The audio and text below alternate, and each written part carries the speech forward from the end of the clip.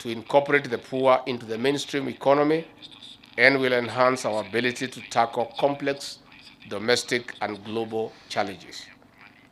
Your Excellency, Madam Vice President, during your campaign, your slogan was, "It is time for the nobodies," which resonates implementing effective strategies aimed at enhancing inclusive economic progress that target the hustlers and the nobodies.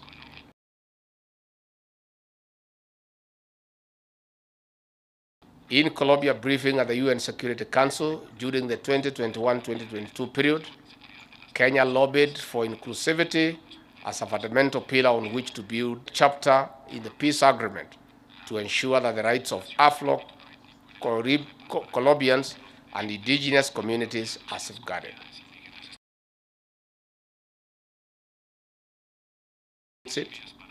Afro-Colombians face persistent structural and historical discrimination. This has resulted in entrenched poverty. Afro-Colombian circumstances largely reflected the experience of our brothers and sisters in America. Your Excellency, Colombia in a number of fields, such as training in Spanish, education scholarships, healthcare, culture, knowledge. Our government is committed to further increase a two-way trade and investment cooperation between Kenya and Colombia by focusing on economic and commercial and private sector and business management organizations. Our political consultations have explored the need to establish direct flights between the two countries, concluded review for two memorandum of understanding, which we have signed today. These are the MOU on the Joint Commission of Cooperation and the MOU on Gender Equality and Women Empowerment. The Declaration of Intent in Promotion of Spanish Language, Declaration of Intent on Sustainable Trade and Investment, Declaration of Intent on Higher Education, Declaration on Intent on Promotion of Culture.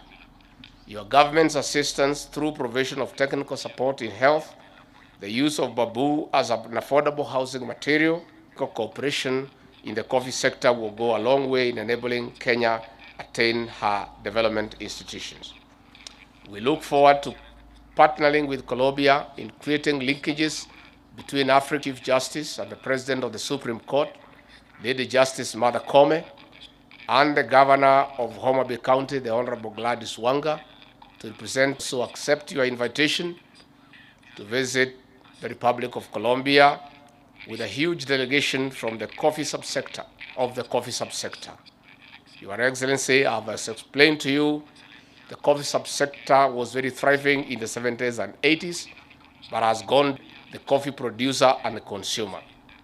His Excellency, the President, in his Executive Order number 1 of 2023, bestowed upon me the responsibility to discuss matters coffee and to learn the beautiful experiences of the Colombian coffee farmer and be able to come and practice it here in Kenya. Nations for mutual benefit of our people. Asanteni sana.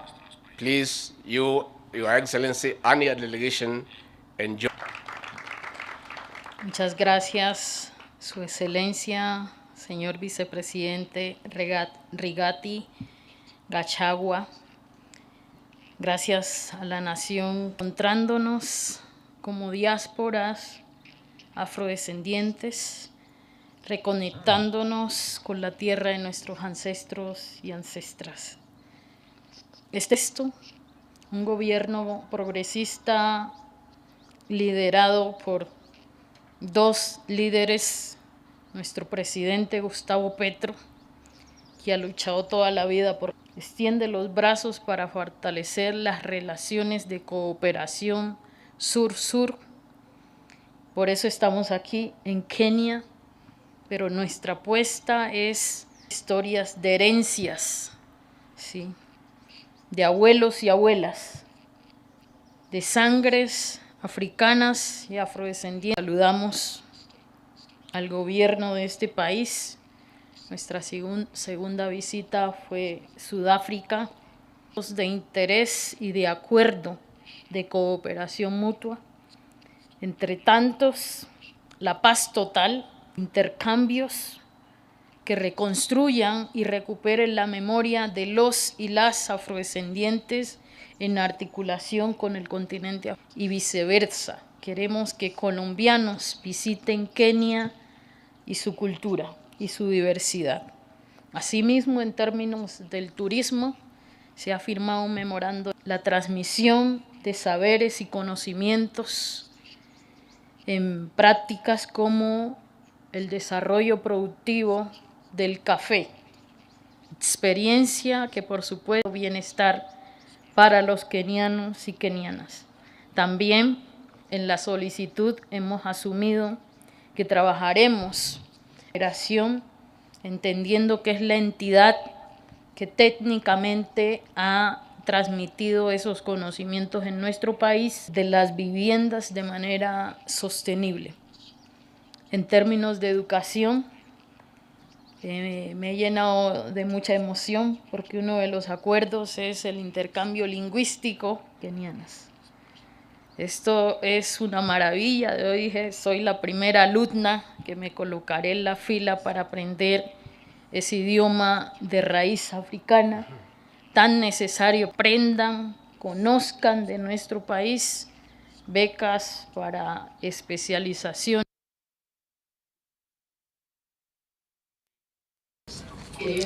And we, similarly, on the rights to equality for women and between men and women.